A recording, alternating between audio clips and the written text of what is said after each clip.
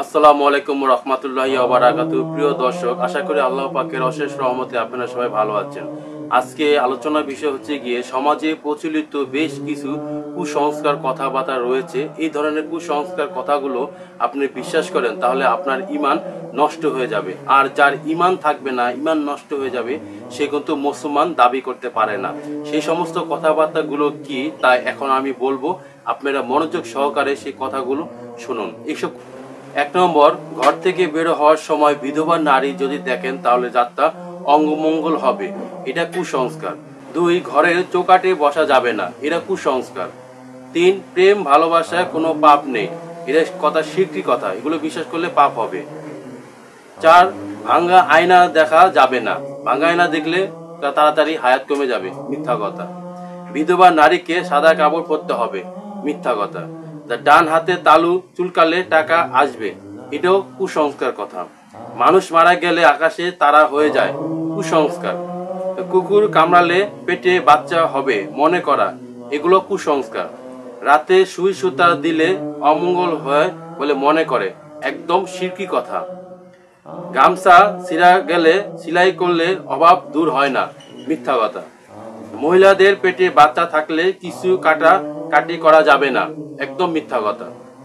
বাচ্চাদের শরীরে লোহা বা তাবিজ না থাকলে অমঙ্গল হয়, একদম কুসংস্কার কথা।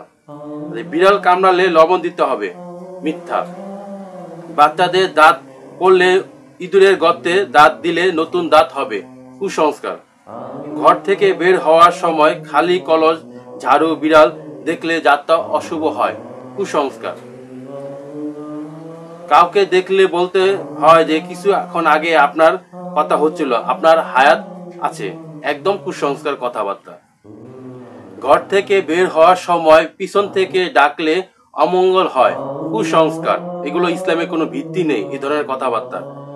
ঘরের ময়লা পানি রাতে বাইরে ফেলা যাবে না, মিথ্যা কথা। ভাই বোন একসাথে মুরগি জবাই করা যাবে না, এটাও মিথ্যা কথা। রাতে বাঁশ কাটা যাবে না, রাতে গাছের ফল ছিঁড়া যাবে না, কুসংস্কার। রাতে গাছের পাতা ছিঁড়া যাবে না, মিথ্যা কথা। রাতে নখ চুল কাটা নিষেধ, কুসংস্কার। মানুষ মরলে ভূত হয় মনে করা, একদম কুসংস্কার। সকালবেলা ঘুম থেকে উঠে ঘর ঝাড়ু না দিলে অন্য কোনো কাজ করা যাবে না, একদম কুসংস্কার কথা।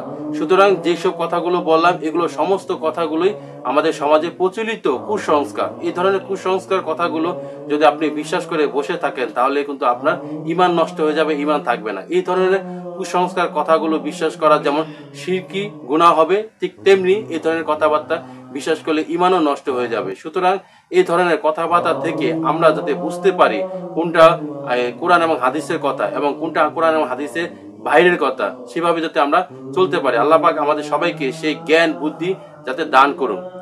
প্রিয় দর্শক, ভিডিওটি যদি ভালো লেগে থাকে তাহলে অবশ্যই চ্যানেলটিকে সাবস্ক্রাইব করে ভিডিওটি লাইক করে দিবেন। সবাই সুস্বাস্থ্য কামনা করে শেষ করছি। আসসালামু আলাইকুম রহমতুল্লাহি ওয়া বারাকাতুহু।